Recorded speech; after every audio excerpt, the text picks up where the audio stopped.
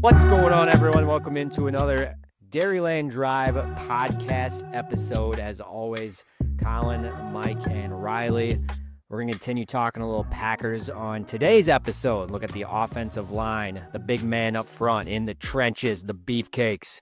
Do a little preview on what that group looks like heading into 2025, our thoughts on them. And then final drive, we got a fun one. We're going to build our ultimate offensive line with a set budget.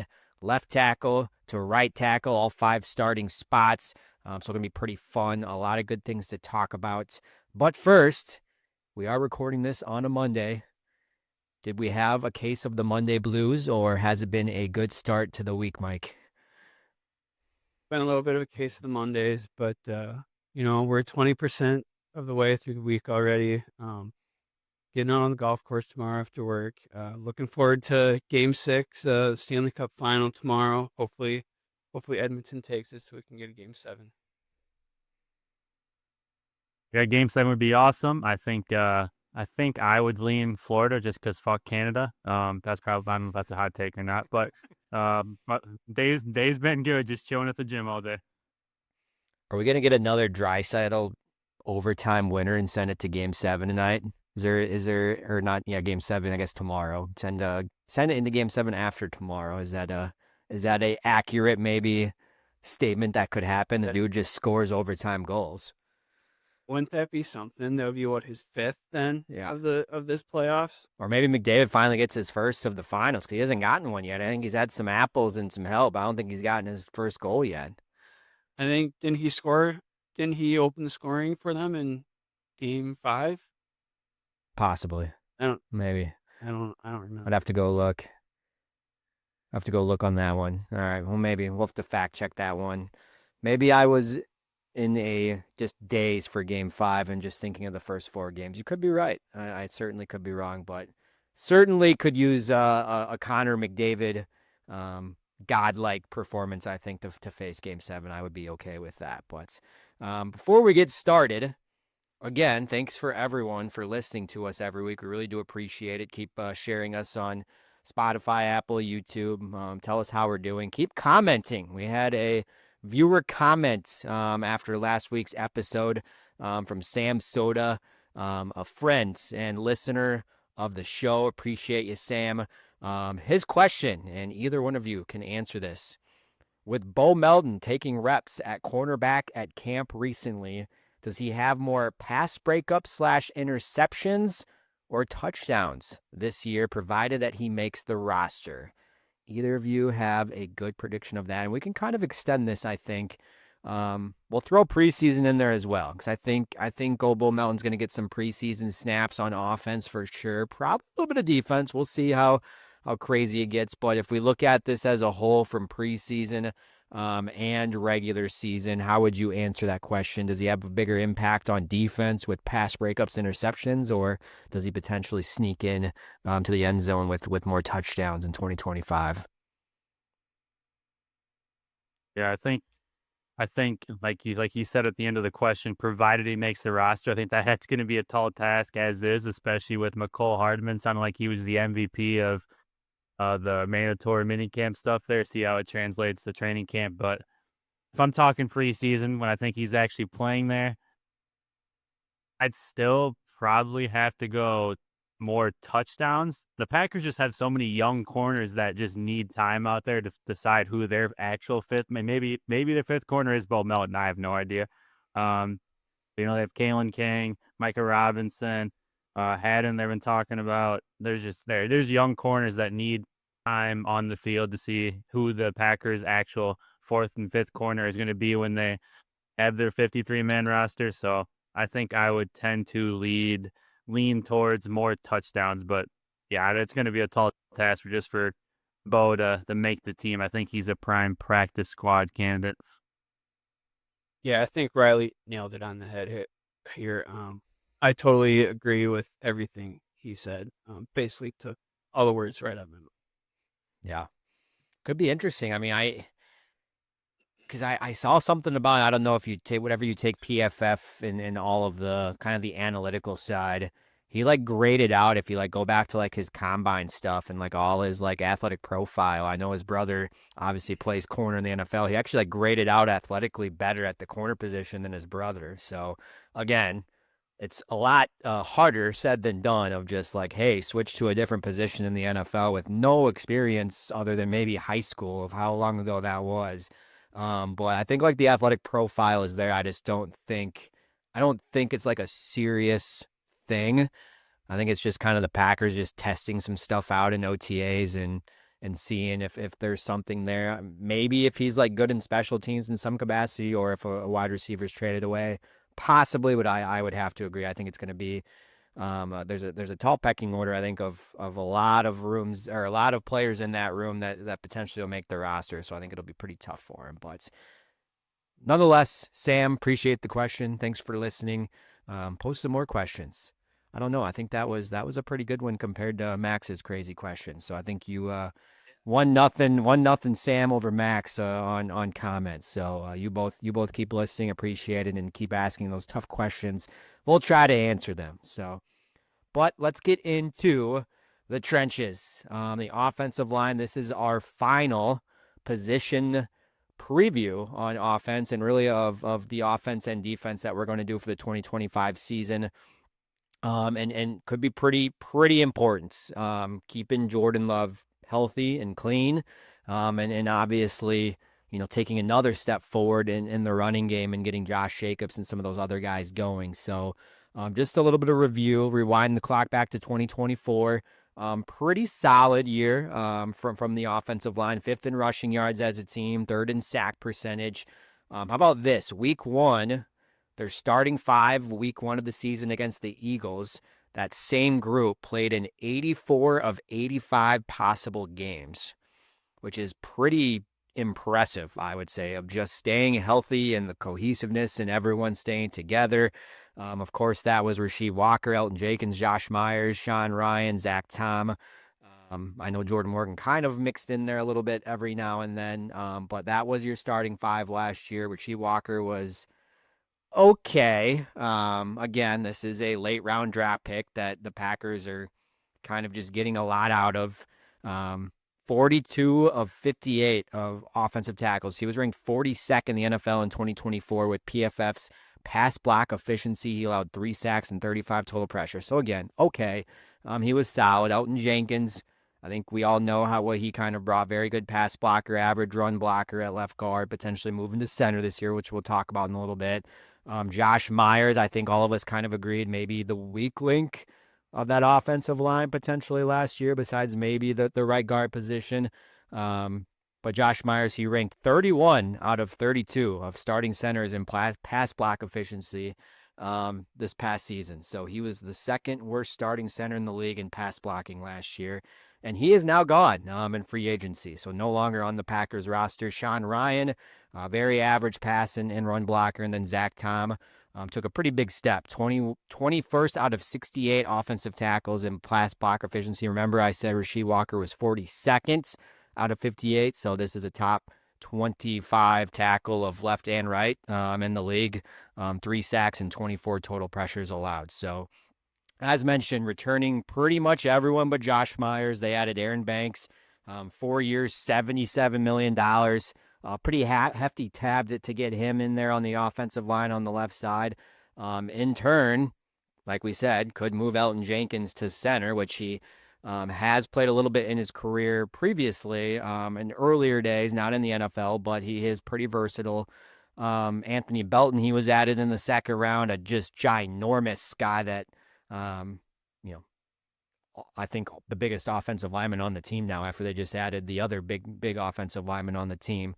A lot of questions, but I guess when you just look at this group as a whole and what the Packers did, adding in free agency with Banks, adding in the draft early in Belton, I know depth was such a big concern last year of just kind of seeing towards the playoffs, especially of what was behind those starting 5. Do you feel better about this group as a whole on paper going into 2025, just with the potential starting 5 and the depth, or are you about on the same page or kind of same wavelength maybe as going into last year? feel a little better in terms of depth. At least they're making effort to shore up depth on that offensive line there. Still a lot of question marks. I feel like with this offensive line.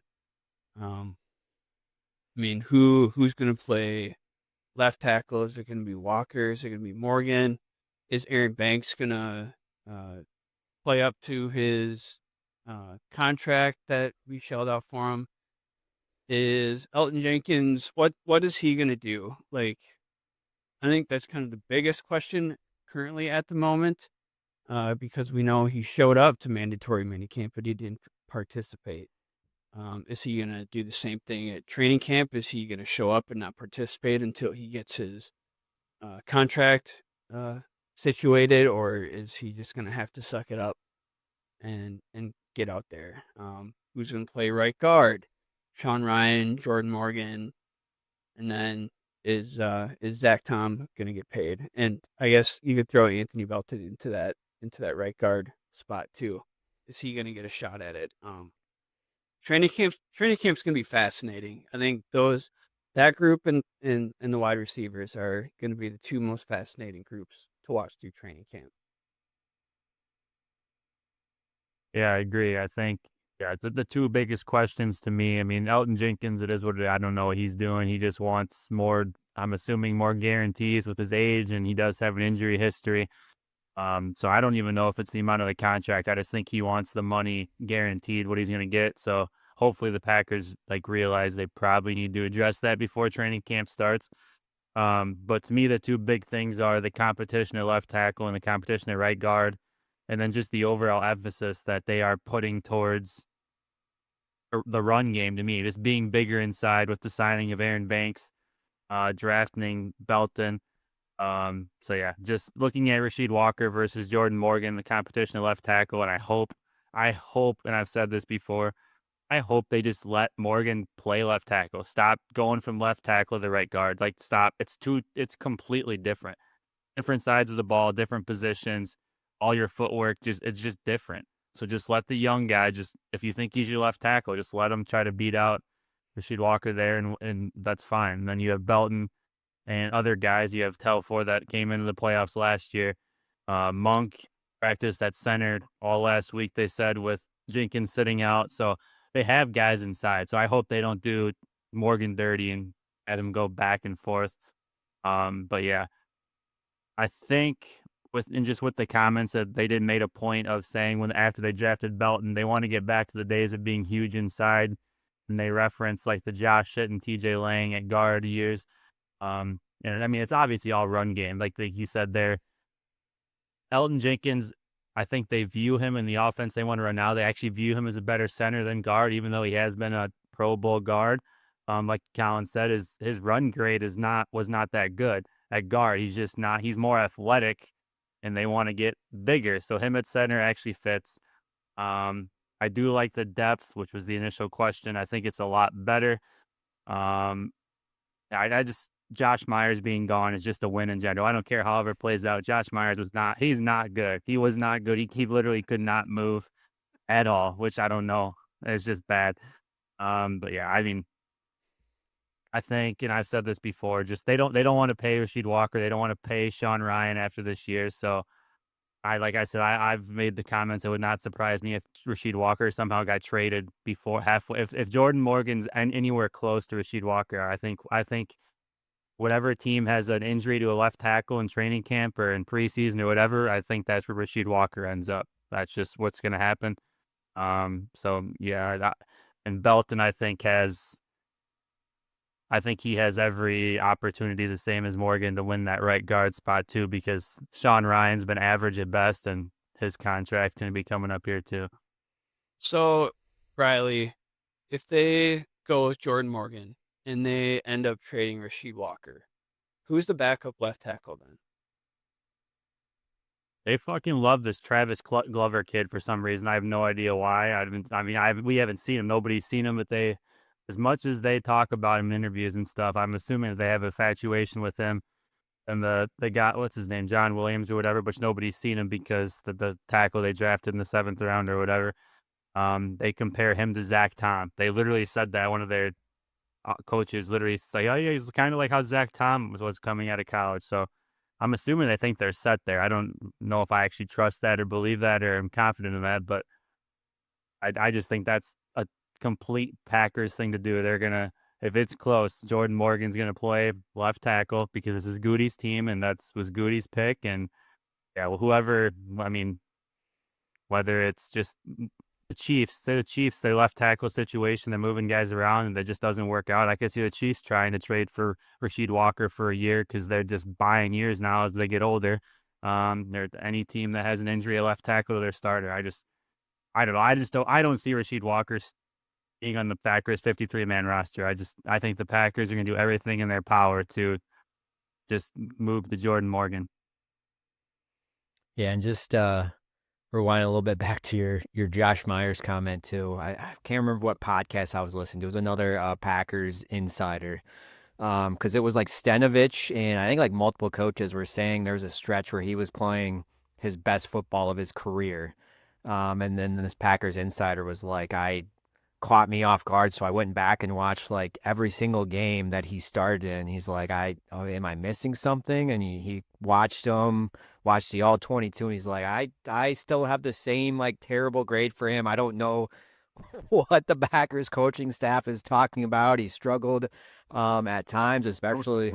Yeah, it's just like everything he did. I think it just literally was just he was able to stay healthy for the most part, and maybe the relationship he had with connection with Jordan Love. I'm assuming just with quarterback and center is a big thing. But yeah, I would have to agree. I think him moving on is the best possible thing for the Packers to get a little bit better and more athletic and they're on the inside. And yeah, Elton Jenkins, it's an interesting case because like if you stack him up against like the rest of the centers in the league, like he would be a top paid center, like one of the top paid centers. However, I think it's also fascinating from Elton Jenkins' perspective in his camp. It's like, well, you're asking me to do this.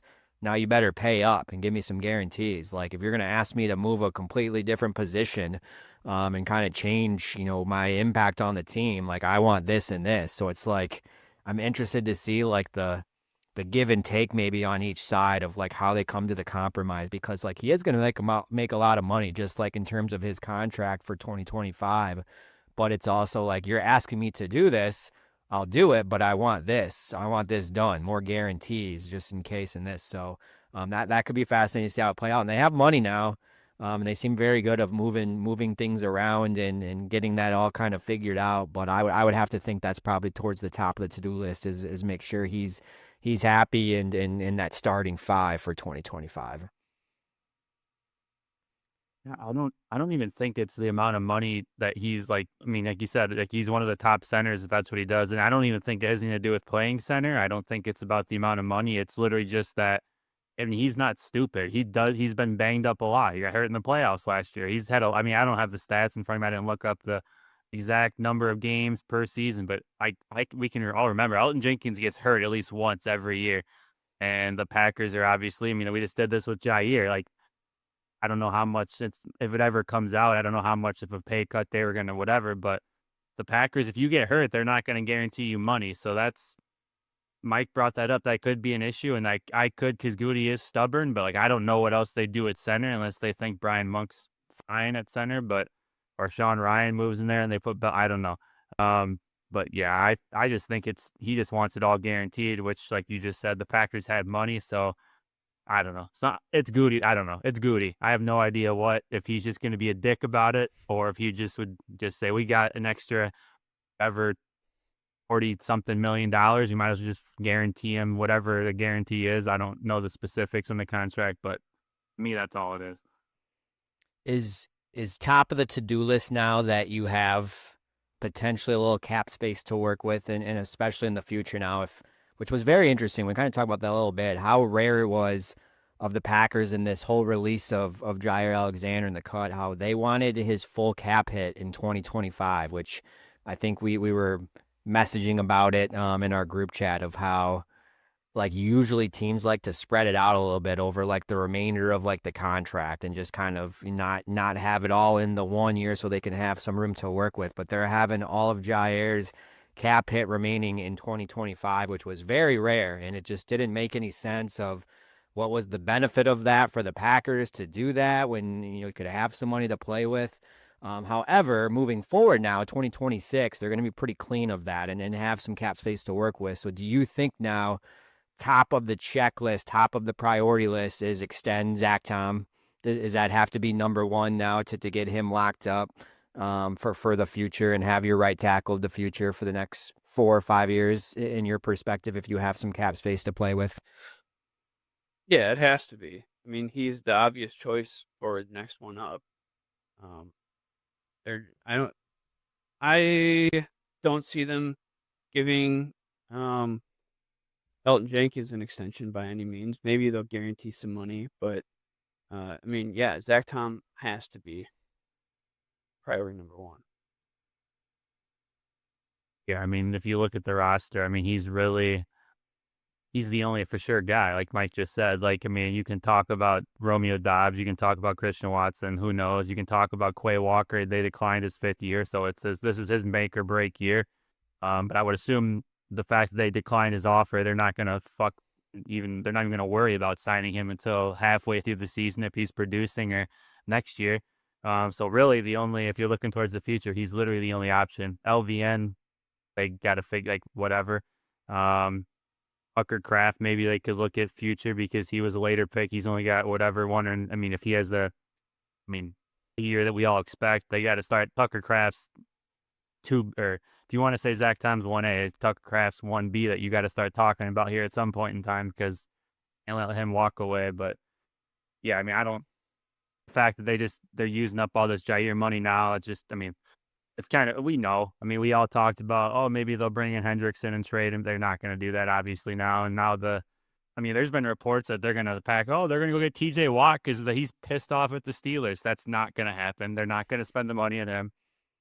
So, I mean, the only thing they can really do is like maybe, hey, Asante Samuel Jr. is still out there. Rasul Douglas is still out there. If they think they need a veteran in their cornerback room and they can get either of them cheap, they'll get either of them for less than $5 million. So like, even if they do, and I would love to have Rasul Douglas back. I think that'd be awesome. I think that's an upgrade over Carrington Valentine instantly, but I don't know if they would do that.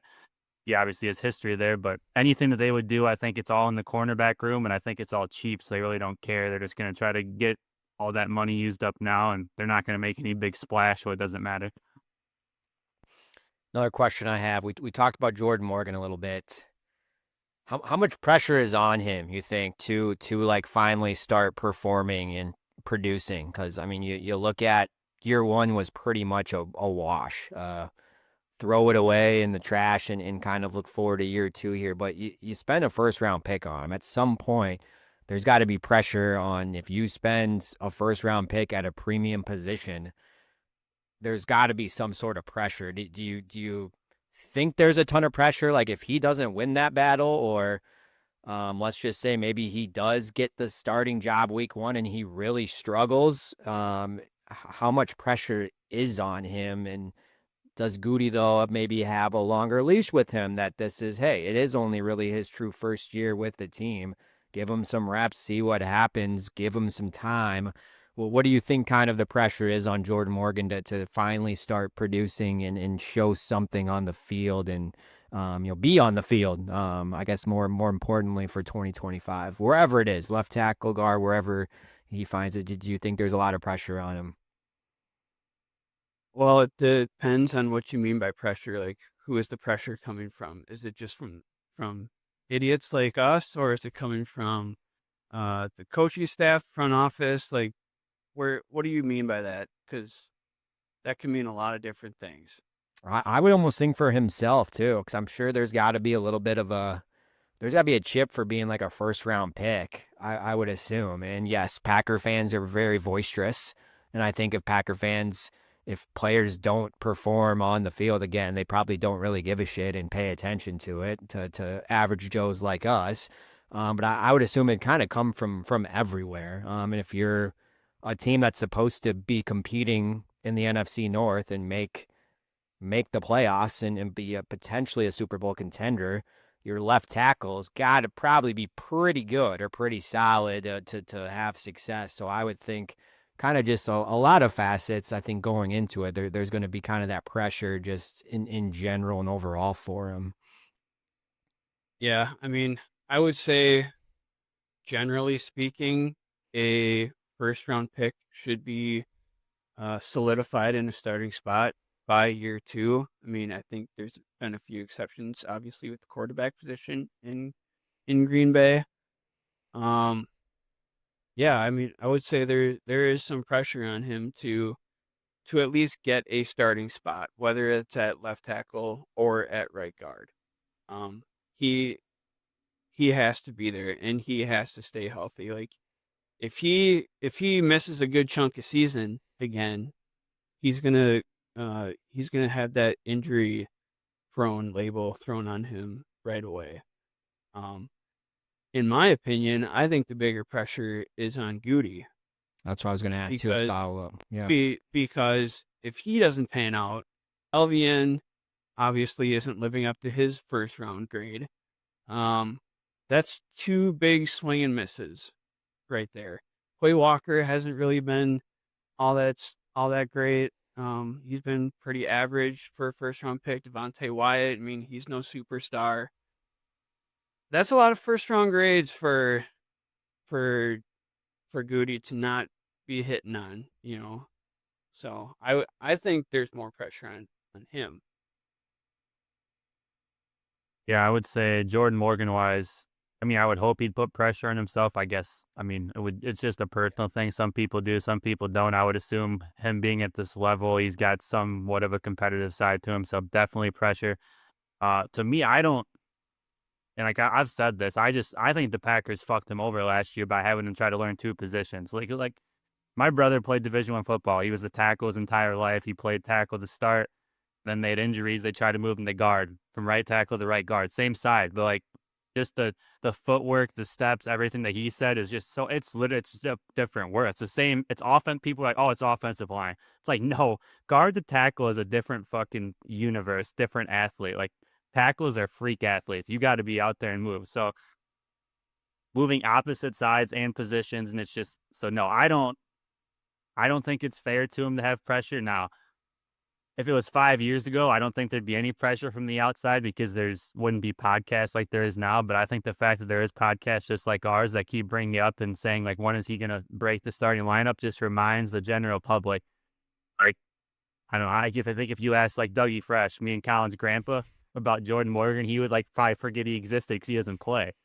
But the fact that, like I said, the fact that there's podcasts now, like everybody gets reminded, like, oh yeah, that fucking guy he must suck. He doesn't play. So I think there is pressure on him, just because of the day and age we live in. But like I said, if it was 5, 10 years ago, nobody would give a shit because the average Joe Packer would like forget that he like even existed probably. So yeah, I don't know.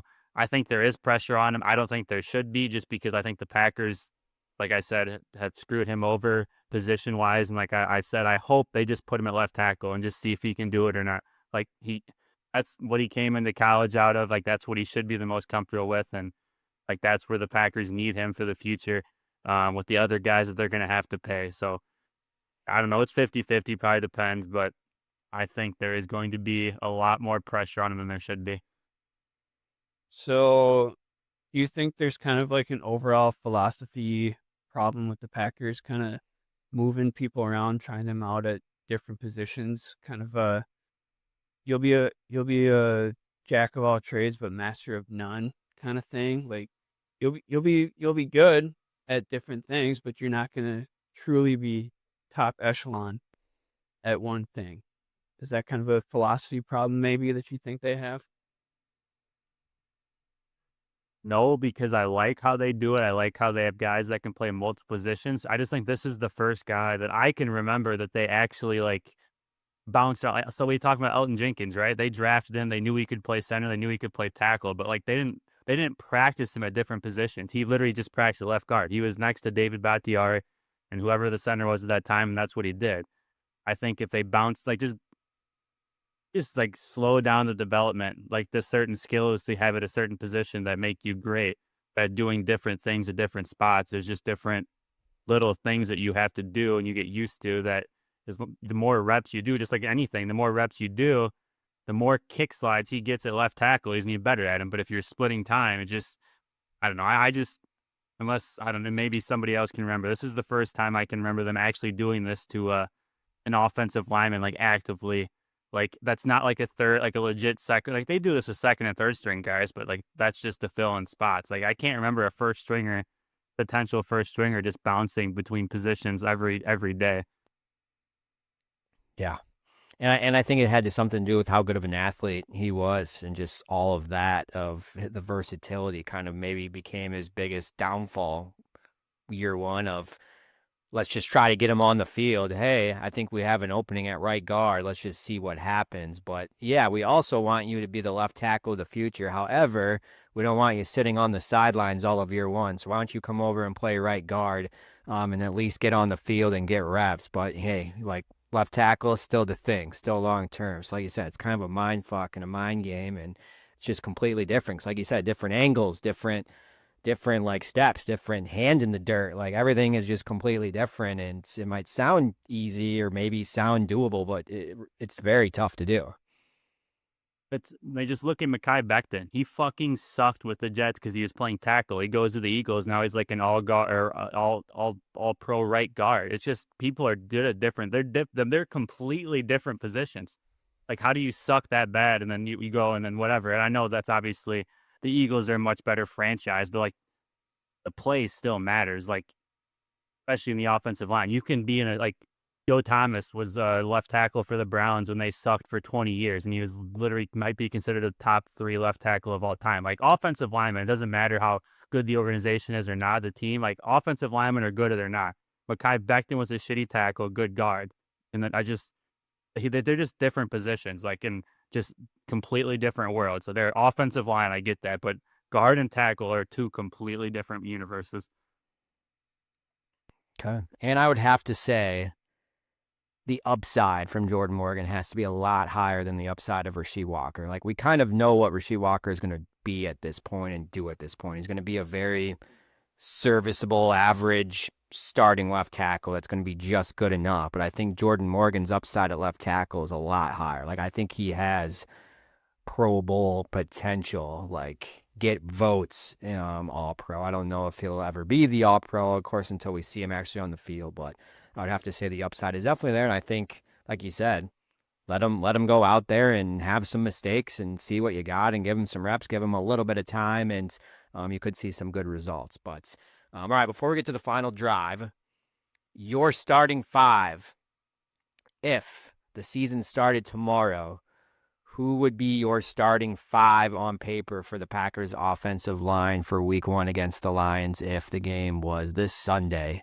against the Lions? Who would be your starting 5? Who do I think it's going to be? Yes. All right. I'm going to say Jordan Morgan wins competition at left tackle. Aaron Banks, left guard. Think Elton's going to be there. That's probably the optimistic side of me coming out. Hope, like, just counting on that he'll be there. I'm gonna say Sean Ryan's gonna stick at right guard for now. He'll start there.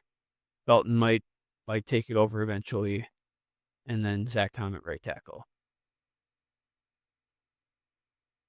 Yeah, I'll do the same, except I'm going to say Belton beats out Ryan. I just don't think Ryan is good enough, and I just think that, I mean, he's played center before. I think he'll be like their swing inside guy, just because they'll want to keep more running backs on an everyday active roster, whatever. I don't know what they'll do. Receivers, they keep 7 receivers. They can keep less offensive linemen. I just think Sean Ryan can play both guard spots. He can obviously play center. He did. I mean, I don't know if it's good or not. I didn't study the film of him at center, but he has. So just the versatility to have a decent interior piece. I think Goody has a blueprint. Like, it's all very just like black and white to him.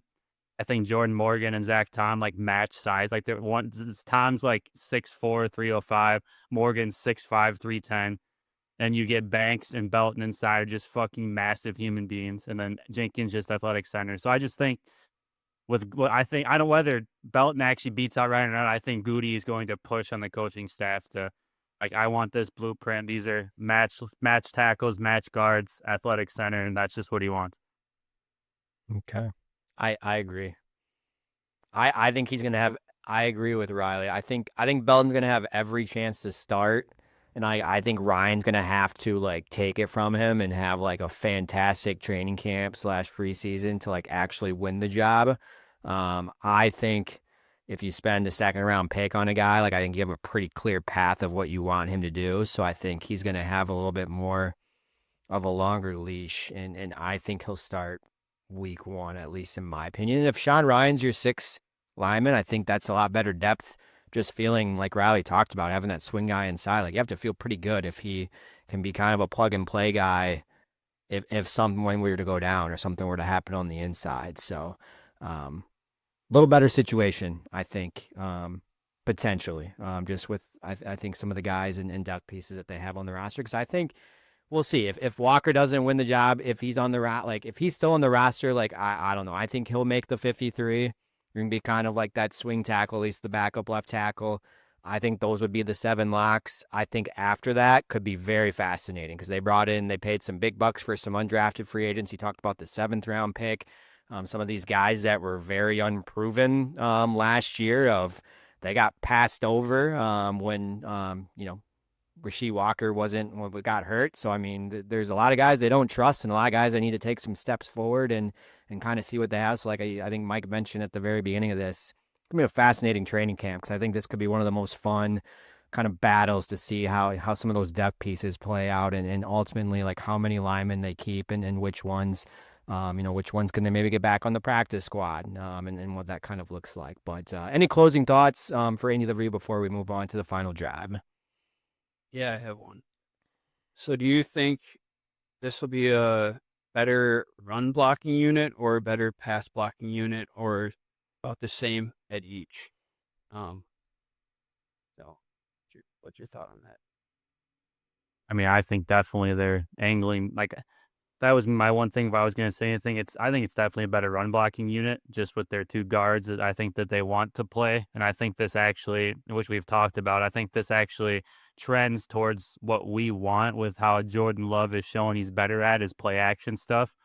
As long as they can actually, like I've said in the past, my worry is it's all going to be inside the pocket play action stuff. I think he's great on the edge.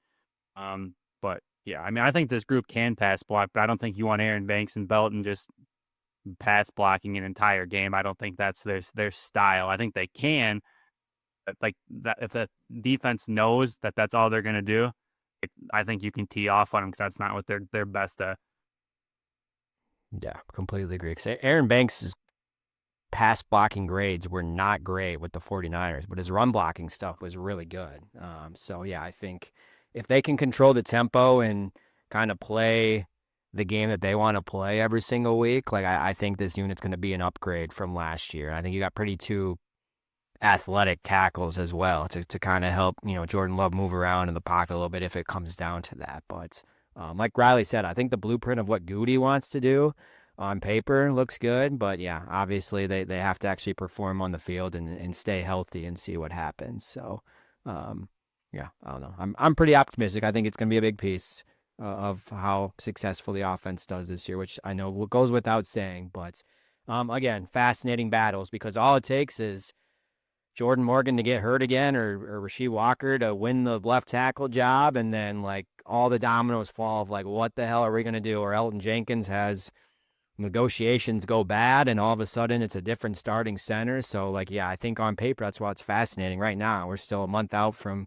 training camp starting. Like this could be on paper what we want the starting 5 to be, whatever we have, and maybe only one position different, but a lot of things could change. A lot of things could go sideways, so to speak. So something that we'll keep a close eye on. But all right, anything else before we move on to the final drive and build our ultimate offensive line? All right.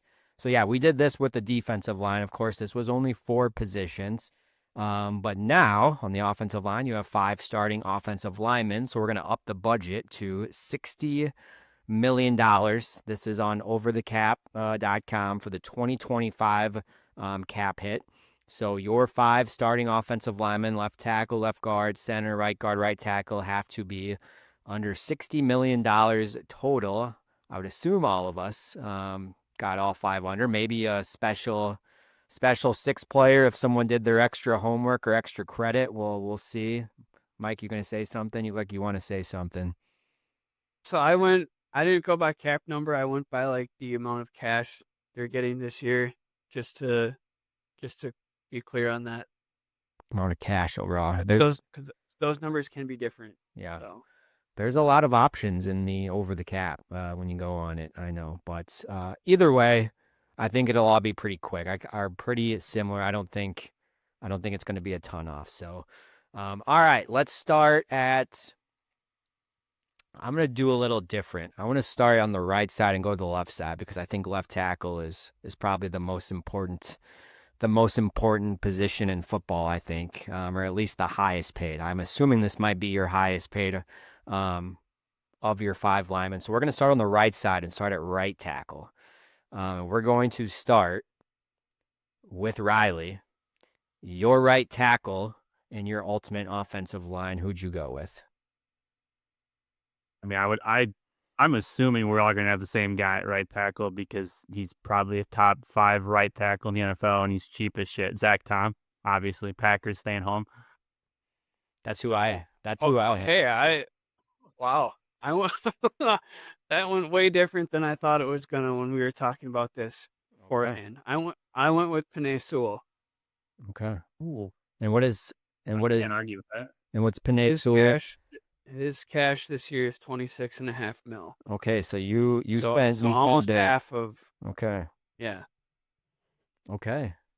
Hey, we have to see how the rest of the offensive line plays out, but I don't think anyone can argue with that pick. That's a pretty damn good pick, I would say. Yeah. So my quarterback's going to be left-handed, obviously, because he's going to be the blindside protector. Right. Yeah, I went with Zach Tom as well. I had, at least for 2025 cap hit. As of now, we could be doing this in a month. It could change, but it was $3.6 million was his cap hit for 2025. So I feel like the quality and production there, like Riley said, his 87.8 was his PFF run blocking grade this past season. That was third amongst all offensive tackles, left tackle and right tackle. So very good run blocker. And we talked about his pass blocking earlier. So Zach Tom for two of us, Penei Sewell for Mike. Let's go to right guard. We'll start with you, Mike, for this one. Who is your right guard and why? I went with David Edwards from Buffalo. Owed $4 million in cash this year. Part of that massive Buffalo Bills offensive line, they paved the way for James Cook to rush for like 1,800 yards or something last year, or maybe it was 18 touchdowns. I think there's an 18 somewhere in one of his stats, but that Buffalo Bills line is just nasty. I went with David Edwards there, and he's a Wisconsin boy. There you go. Bonus for Mike. Riley. I'm gonna make Hannah happy. Yeah. I'm gonna go Quinn Meinerz, right guard. He's just nasty. Whitewater guy, nasty. One of the more higher paid guards, but not super high yet. So yeah, just set the tone inside next to Zach Tom. Yeah. I was down to him, and then the guy actually ended up picking. I went with Chris Lindstrom from the Falcons. $12.25 million, 3-time All-Pro. The guy does everything. Very good run blocker, very good pass blocker. He's led all guards in PFF grading overall of all guards the past 3 seasons. So, and when you talk about like quality of guard and just do everything on that right side, Chris Lindstrom, I think, is going to come up in every conversation. So $12.25 million is what I have him at to go with Zach Tom. So that's my right side. Now I'll start off the center. Interesting to see if we all have the same center as well. I think he is the most consistent and just most steady center in football, and that's Patrick Mahomes' center. Creed Humphrey is who I picked from the Chiefs. $10.8 million is what I got for him for his 2025 cap hit. I wish the Packers drafted him back in the Josh Myers draft. I had an opportunity, but one of those should have drafted him instead of who they drafted. I think he's had a fantastic career. Patrick Mahomes trusts him. He's steady. He plays every game. I think he calls the blocking scheme, everything very well. So I went Creed Humphrey from the Chiefs. I'm gonna stick with my run blocking off of Quinn Miners inside. I'm gonna go with another run blocking. Probably I would say the second best center, best run blocking center, Cam Jurgens, Eagles. Hmm. Okay. We can run the tush push depending on who quarterback is. Just saying. Yeah.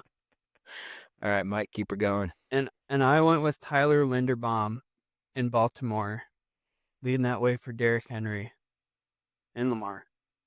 Okay. Is that another? No, that's not another Wisconsin guy, is it? No. I don't believe so. It just sounds like a Wisconsin guy. I think there's like an Isaiah Linderbaum or something that was Okay, in maybe, Wisconsin. okay. He's a D lineman. Okay. Yeah. Okay. Maybe that's what I'm thinking of. Okay. All right. Let's go to the left side. Left guard. It would be Riley's turn to pick first here. Who was your starting left guard? This is one of my cheaper options. He started at left tackle with the Cowboys. They moved him to left guard last year, and he actually performed. He was the 20th rated. I use PFF, which some people love, hate, Colin referred to him earlier. Run blocking wise, he was the 20th best out of 136 guards, so he's obviously an underrated run blocker. To keep my interior three run blocking heavy, I'm going to go Tyler Smith of the Cowboys. Okay. Tyler Smith from the Cowboys. Mike, your turn. Who is your starting left guard? One of those vaunted linemen from the Eagles, Landon Dickerson. Okay. Can't go wrong with anyone from the Eagles, I think. Pretty formidable offensive line. I went, and I hated doing this, $8 million. I went Joe Tooney from the Bears.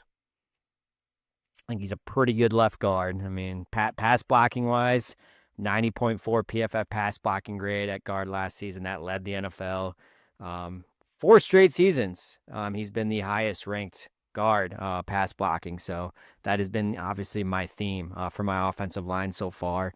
I thought it was crazy that last year he allowed no sacks and just a 1.9 pressure rate, which is pretty insane. I know guard, not maybe as tested obviously as the outside, but just makes me hate that pickup even more from the Bears. See if he can stay healthy. I know he's getting up there in age, but Joe Tooney for the Bears is my pick for left guard. And I will start off the final one here.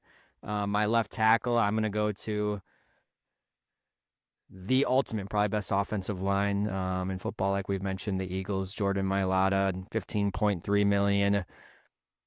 I think the dude is just a gigantic freak. Very good. It's kind of just the anchor of that offensive line. Only 2 tackles are in PFF pass blocking grades above 90.0, and only 2 are in PFF run blocking grades above 90.0. Guess what? He did both.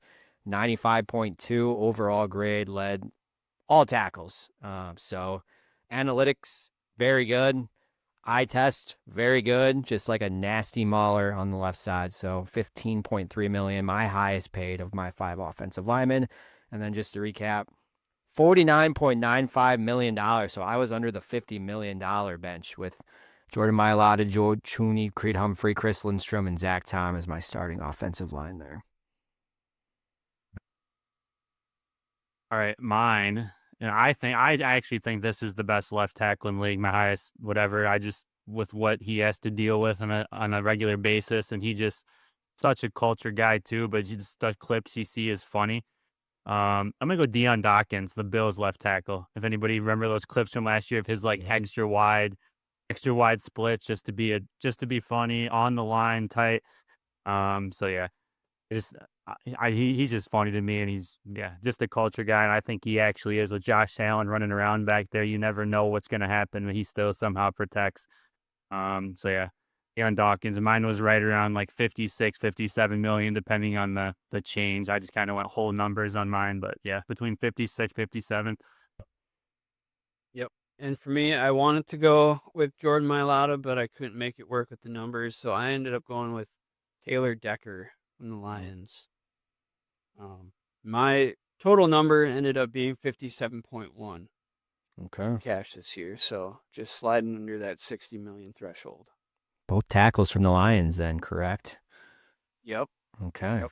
So some Eagles and Lions riding high in the NFC. So, okay.